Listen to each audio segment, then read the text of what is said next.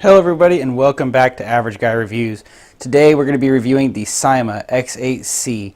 Now this one here would have been in the Battle of the Budget Quads, but I got it for just $7 more than what it took to get into that series. So $47 got me this guy here. Now obviously I've made some additions to it, like this BODRC action camera mount there. It's an anti-jello mount I picked up on Amazon for $10, and I also picked up an action camera to go on it. It's a Uning 4K action camera. If you go back to my Let's Talk Camera Quads video, you'll see more on that camera there, and then in the next coming weeks I will do a review on that camera as well. Now I thought this was an excellent camera. In fact, I use it in other YouTube videos on my other channels. I have a family channel that me and my wife do, and I use those cameras all the time. I don't just use them for flying, but this thing is amazing for the money that's gotten put into it. So I'm not showing you the second version I have. Again, if you check out the Let's Talk Camera Quads video, you'll see that there's a second version. I bought a second one of these because I liked it so much, and I put a 2D gimbal on it. And the problem I had with the 2D gimbal was it's just right on the limit of the weight that this thing can carry. In fact, it goes into ring state really quickly and it ends up crashing. I mean, check out this video.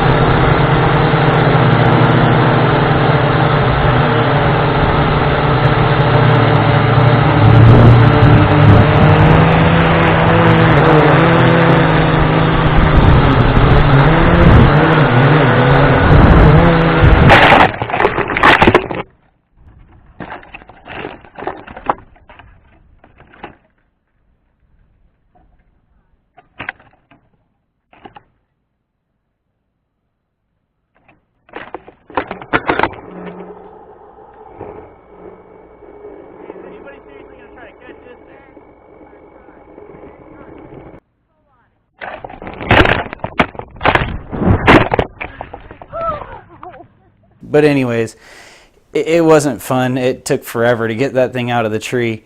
And it's just there's not enough power to fly a gimbal. Now you'll hear some people say, oh yes there is, but I really don't think there is.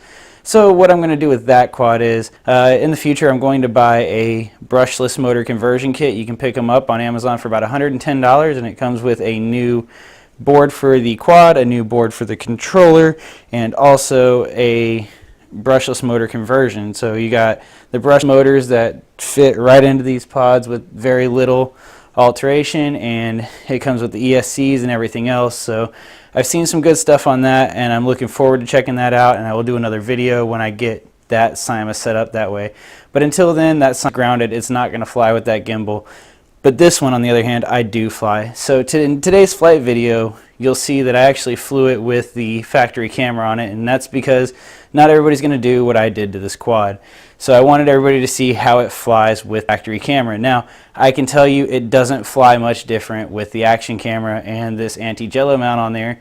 They weigh roughly the same. So that's really exciting for me because I can fly this thing and get the responsiveness that you're going to see and get the rate of climb that you're going to see, and I can collect all the way up to 4K video. Now 4K video on a $35 action camera is just about what you'd expect. It's not quite 4K, but it is good nonetheless. It's very usable video. You're not going to get anybody into thinking it's a Phantom, but it's usable. You can use it in projects, you can use it in videos.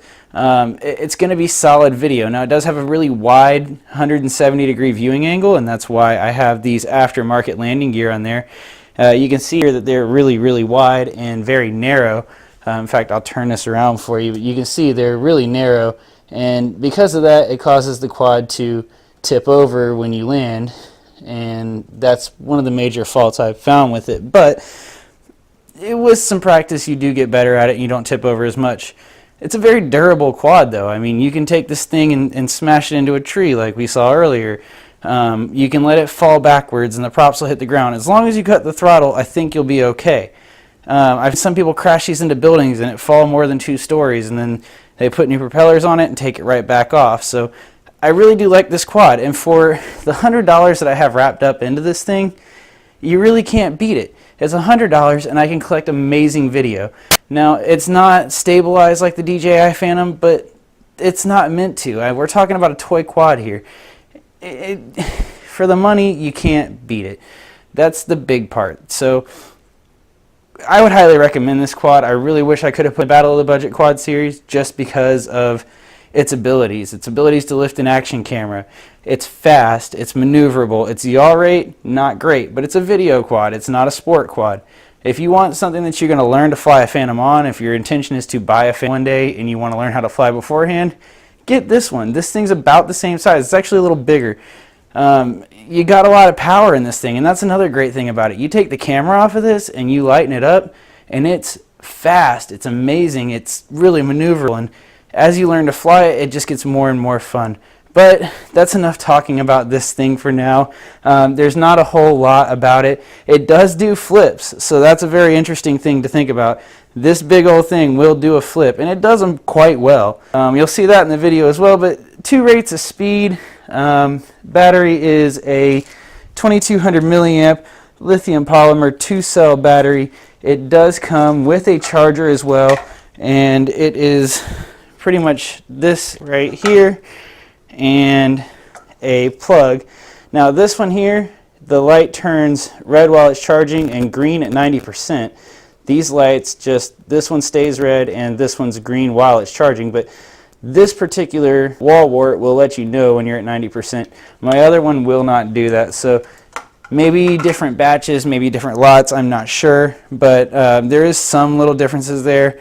In the Let's Talk Camera Quad series, there's some differences in the cameras that I explained, but overall, they fly exactly the same. So let's go check out that flight video.